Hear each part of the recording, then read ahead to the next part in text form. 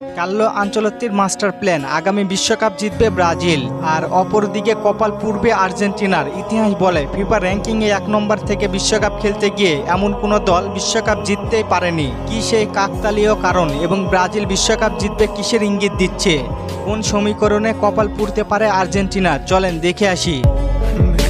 Latin America অঞ্চল থেকে 1 নম্বর থেকে বিশ্বকাপ খেলতে যাচ্ছে আর্জেন্টিনা। আর্জেন্টিনার ভক্তরা ভাবতেই পারে দুর্দান্ত ফুটবল খেলে কিভাবে বাদ পড়তে পারে আর্জেন্টিনা দল। আর্জেন্টিনা যে কোনো প্রতিপক্ষকে হারাতে পারে, তাহলে কিভাবে বাদ পড়তে পারে আর্জেন্টিনা? আর অপরদিকে কিভাবে সম্ভাবনা রয়েছে ব্রাজিল জিতবে বিশ্বকাপ?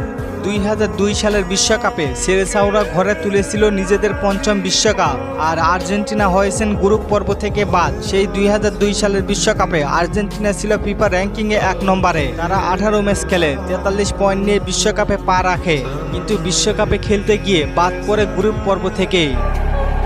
সেই 2002 সালের বিশ্বকাপ ব্রাজিল ফিফা র্যাঙ্কিংয়ে ছিল 3 নম্বরে।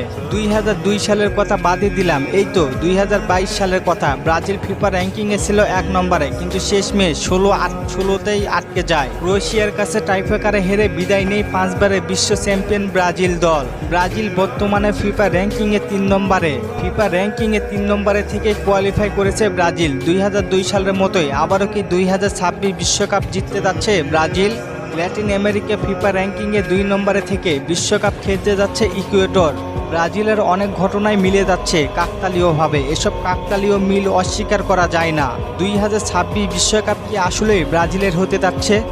জানিয়ে দিন কমেন্ট করে। আর ফুটবলকে নিয়ে নতুন কোনো প্রশ্ন থাকলে করতে পারেন, পরবর্তী ভিডিওতে রিপ্লাই করব। ধন্যবাদ।